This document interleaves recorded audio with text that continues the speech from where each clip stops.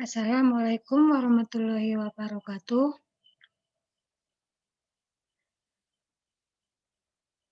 Saya Eva Yunita Stianingrum dari kelas 4C akan membawakan materi mengenai paradigma pembelajaran bahasa Indonesia.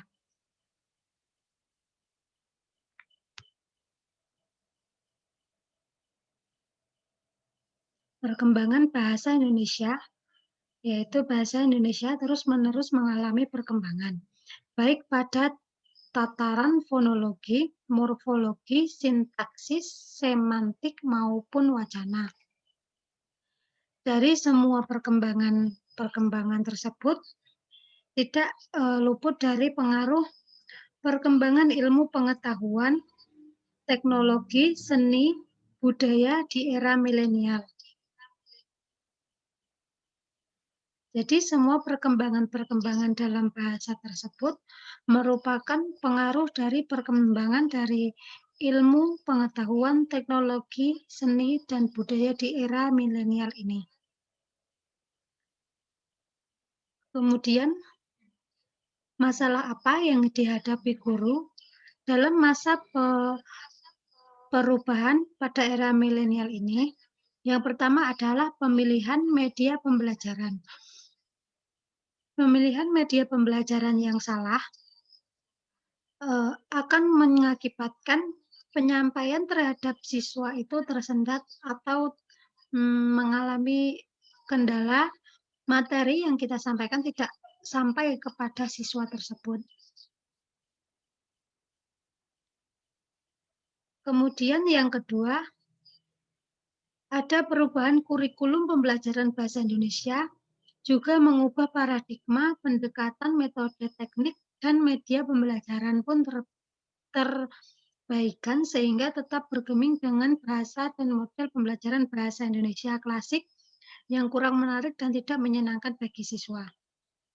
Jadi pandangan-pandangan guru itu lebih melihat pembelajaran bahasa Indonesia sama persis terhadap pedoman buku pedoman yang ada. Kebanyakan penyampaian dari guru-guru bahasa Indonesia juga terkesan monoton atau sama persis dari buku pembelajaran. Jadi siswa terkesan pembelajaran kurang menyenangkan dan membosankan. Kemudian pandangan guru. Yang pertama, bahasa Indonesia adalah pengetahuan, bukan keterampilan. Sehingga dalam praktik pembelajaran bahasa, gurulah yang lebih banyak praktik berbahasa daripada siswanya. Jadi di sini guru menekankan bahwa bahasa Indonesia itu adalah pengetahuan, bukan keterampilan. Lebih banyak lebih aktif guru menyampaikan materi kepada siswa dan memberikan contoh-contoh konkret dari materi, kemudian secara tidak langsung guru lebih banyak praktek dibandingkan siswanya. Di sana siswa terkesan pasif karena hanya mendengarkan dan melihat materi dan praktik-praktik yang dicontohkan oleh gurunya. Yang kedua, membelajarkan bahasa Indonesia proses mewariskan pengetahuan struktur bentuk bahasa kepada siswa, bukan membentuk pola pikir dengan bahasa Indonesia.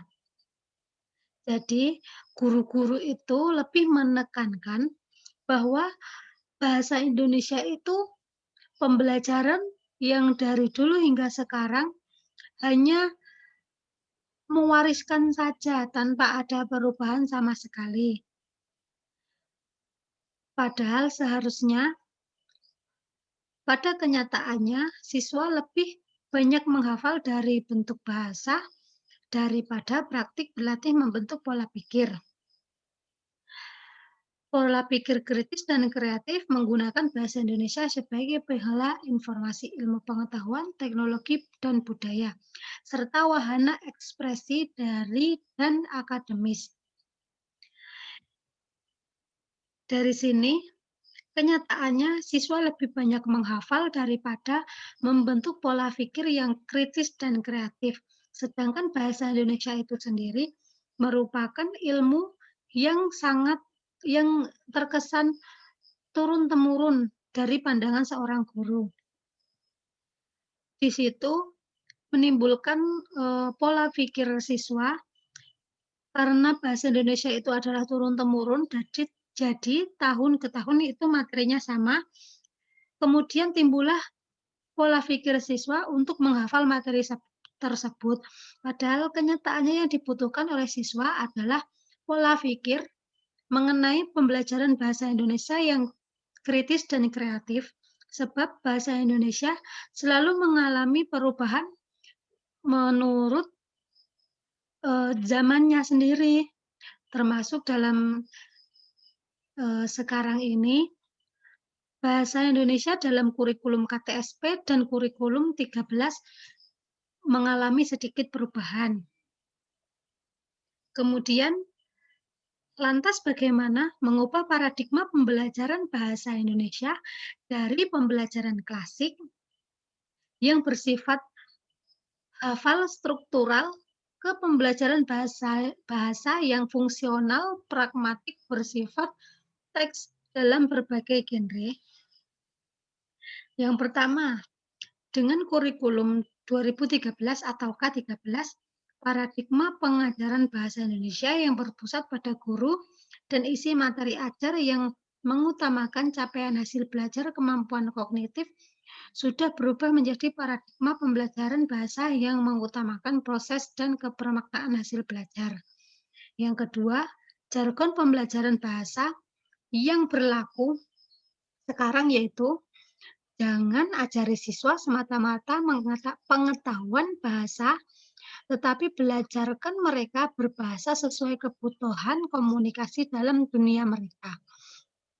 Ketiga, pembelajaran bahasa Indonesia yang dilaksanakan dengan inovasi dan kreasi yang menyenangkan dapat memberi siswa kemampuan berbahasa Indonesia yang benar sesuai kaidah bahasa dan baik menurut etika komunikasinya.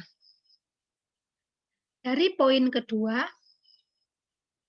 di sana ada jangan ajari siswa semata-mata pengetahuan bahasa, tetapi belajarkan mereka bahasa sesuai kebutuhan. Jadi, siswa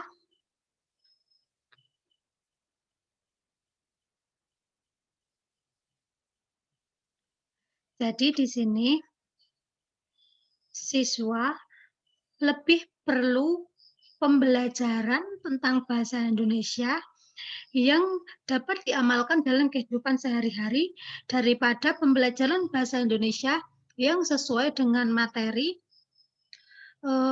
namun tidak dapat diamalkan pada kehidupan sehari-hari. Jadi, guru-guru harus mengubah pola pikir mereka dari pembelajaran yang turun-temurun atau menghafal dan terstruktur menjadi pola pikir yang kritis dan kreatif. Mungkin materi yang dapat saya sampaikan hanya sekian. Bila ada banyak kesalahan dalam penyampaian, saya mohon maaf. Saya mohon undur diri. Wassalamualaikum warahmatullahi wabarakatuh.